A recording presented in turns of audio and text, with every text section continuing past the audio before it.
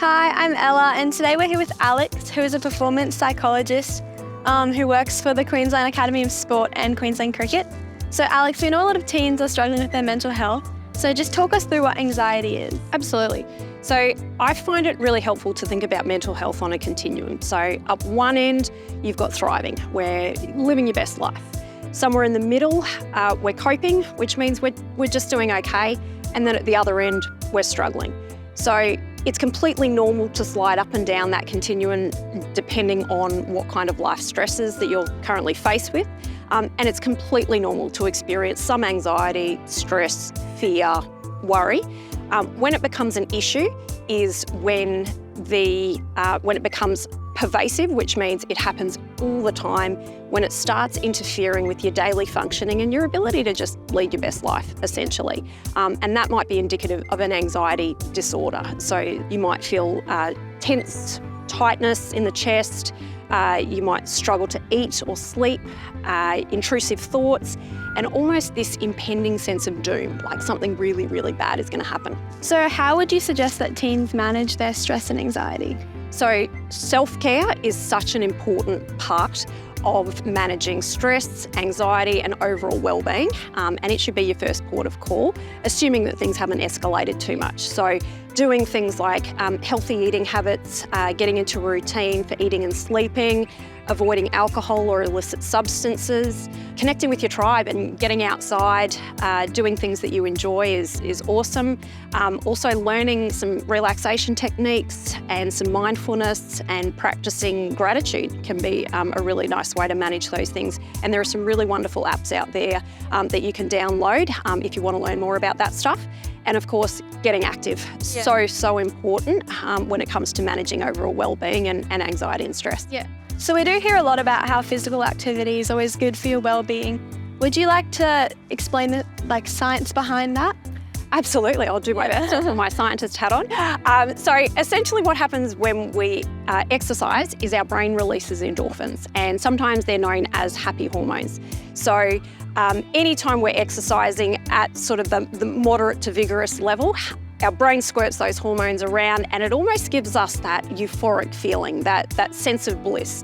And have you ever heard the term runner's high? Oh, yeah. Yeah. So as you'd be aware, not all, but a lot of people get it either during rigorous activity or afterwards. And it's that real sense of bliss and great well-being. It can lower your anxiety. It can also decrease your perception of pain as well. So it's a really great state to be in. And particularly if you've experienced it once, it can be quite an addictive feeling, and that's how people then start continuing to participate in run clubs or whatever the activity may be. With exercise, are there certain types or forms of exercise that are better for mental health and better for reducing stress and anxiety? The great thing is there are so many different types of activity that you can do. So if you don't like one, well, great, there's plenty more. So anything that's going to get that heart rate up is going to release those endorphins. So things like a brisk walk, running, cycling, swimming are all fantastic. If you want to slow it down a notch, then doing something like Tai Chi or yoga, so that combines slower movements with breathing techniques. You've also got things like dancing, or social sport, if you want that social interaction. Even weight training can be really, really helpful. But also, if you're not into any of those things, then just getting out and going for a walk in nature or going for a nice hike. And how much exercise per week do you think teens should be doing to improve their mental health? So the Department of Health recommends up to about an hour a day for children and young people, and that's moderate to vigorous activity. It doesn't have to be in one chunk though, so you can spread that up over 10, 15, 20 minutes across your day if you don't have an hour to devote to it. So where would you recommend people start? So how can girls incorporate exercise into their routines without it feeling like a chore? So I'd start by setting some goals. We all need goals in life to feel motivated and energised. So have a think about what your fitness goal is. Do you have a bigger picture goal? Have you always wanted to run 5Ks? Have you wanted to join a touch football team? So it doesn't really matter what it is, but start where you want to go, where you're currently at, and then what do I need to do each day to achieve that? It's also really important that you do things that you enjoy. So if you hate going to the gym, if you hate waking up early, it's probably going to be really tough to get into a routine if you have to get up early before school to get a gym session in. So have a think about a dance class or a yoga or Tai Chi like we mentioned earlier. Think outside the square a little bit.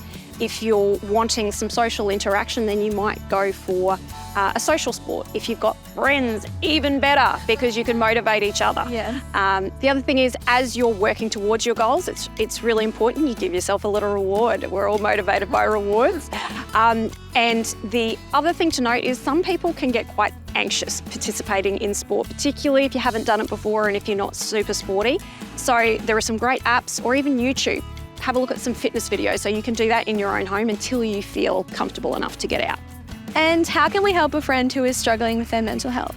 Great question. And this can be quite a daunting task because we don't want to say the wrong thing and we're scared of stuffing up and maybe putting ideas in their head.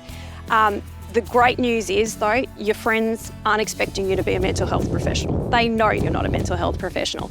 So the very first step is to just ask the question, are you okay? Yeah. Do you want someone to talk to? So really, really important. The next step is simply to listen.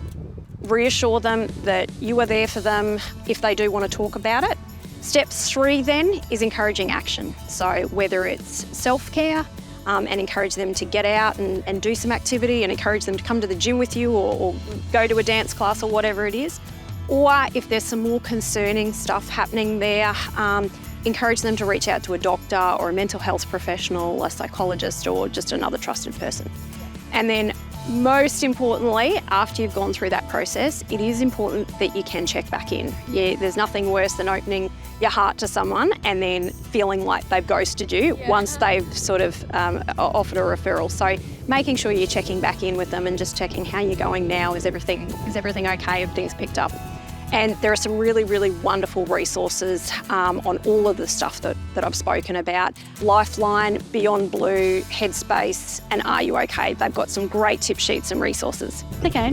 Thank you so much for speaking to me about mental health today, Alex. It's much appreciated. Thanks for having me.